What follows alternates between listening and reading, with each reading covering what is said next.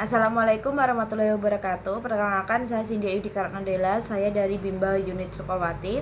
Di sini saya mau menjawab pertanyaan dari tugas belajar di luar kelas hari ke-17, yaitu yang pertama, jelaskan apa yang dimaksud dengan kegiatan bermain baca-bacaan, yaitu kegiatan yang dilakukan bermain sambil belajar bertujuan untuk menumbuhkan minat baca pada anak agar anak senang membaca dengan menggunakan modul yang telah dikuasai oleh anak.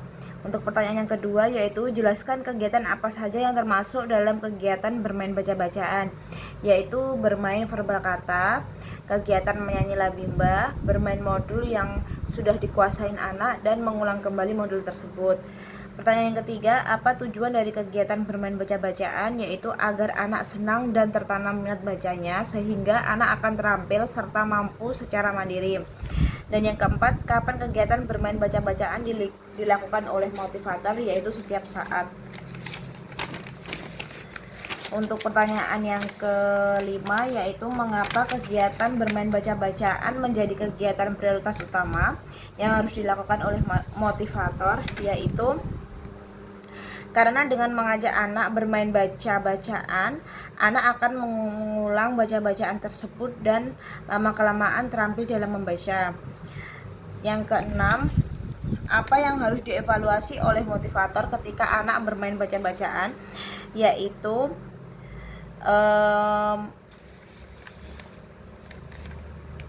mengulang kembali modul yang belum dikuasai atau dipahami oleh anak.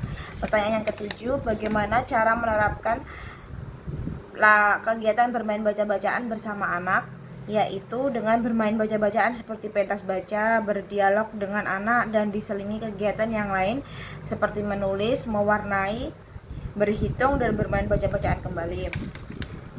Yang ke-8, apa dampaknya jika motivator tidak menerapkan bermain baca-bacaan?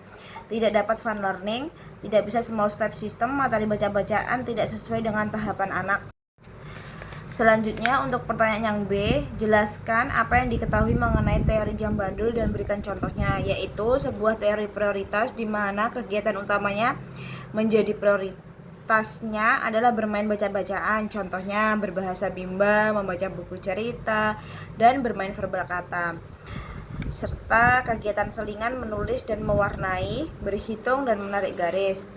Untuk yang kedua, apa tujuan penerapan teori jam bandul, yaitu agar anak yang dibimbing di bimba A, I, U, E, O tetap semangat, ceria, senang, dan tidak mudah bosan dalam belajar sehingga minat baca dan belajar anak tumbuh.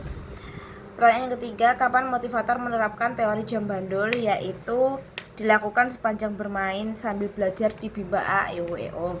Yang keempat, bagaimana cara menerapkan teori jam bandul, yaitu pertama, motivator wajib mengarahkan anak untuk bersama-sama bermain baca-bacaan dengan cara yang menyenangkan sesuai kemampuan anak. Yang kedua, motivator melakukan kegiatan selingan, yaitu kepada anak dengan durasi yang tidak lama. Pertanyaan yang kelima, bagaimana jika motivator tidak menerapkan teori jam bandul? Anak tidak tumbuh minat baca dan belajarnya juga mudah merasa bosan. Nomor 6, apa dampaknya jika motivator tidak menerapkan teori jam bandul? Akan jauh dari kebahagiaan anak dan anak-anak merasa tidak nyaman.